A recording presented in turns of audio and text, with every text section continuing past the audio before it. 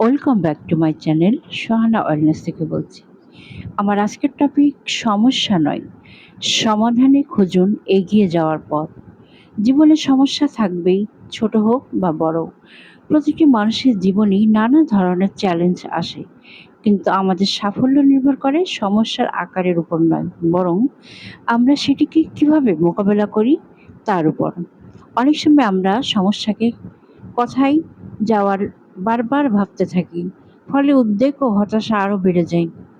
সমস্যার দিকে বেশি মনোযোগ দিলে মন ভারী হয়ে যায়, আত্মবিশ্বাস কমে যায় এবং সামনে এগিয়ে যাওয়ার পথ খুঁজে পাওয়া কঠিন হয়ে পড়ে। অন্যদিকে যখন আমরা সমাধানের দিকে মনোযোগ দিই, তখন আমাদের চিন্তাভাবনা ইতিবাচক হয়, তবে নতুন সম্ভাবনার দরজাও খুলে যায়।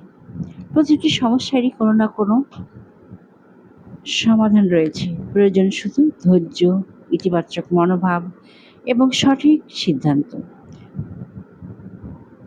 সমস্যাকে ভয় না করে সেটিকে শেখার একটি সুযোগ হিসেবে দেখুন। মনে রাখবেন, সকল মানুষের সমস্যা মুক্ত ছিলেন না, বরং তারা সমস্যার মাঝেও সমাধান খুঁজে নিতে শিখেছিলেন। জীবনে শান্তি ও সফলতা পেতে চাইলে সমস্যাকে নয়, সমাধানকে আপনার প্রধান লক্ষ্য বানান। কারণ সমস্যার দিকে এগিয়ে থাকলে পথ বন্ধ মনে হয়, আর সমাধানের দিকে তাকালে নতুন পথ তৈরি হয়। সুস্থ ও সুন্দর জীবনের জন্য ইতিবাচক চিন্তা অত্যন্ত গুরুত্বপূর্ণ। নিজের শারীরিক ও মানসিক সুস্থতার যত্ন নিন, আত্মবিশ্বাস ধরে রাখুন এবং প্রতিটি চ্যালেঞ্জকে সমাধানের সুযোগ হিসেবে গ্রহণ করুন।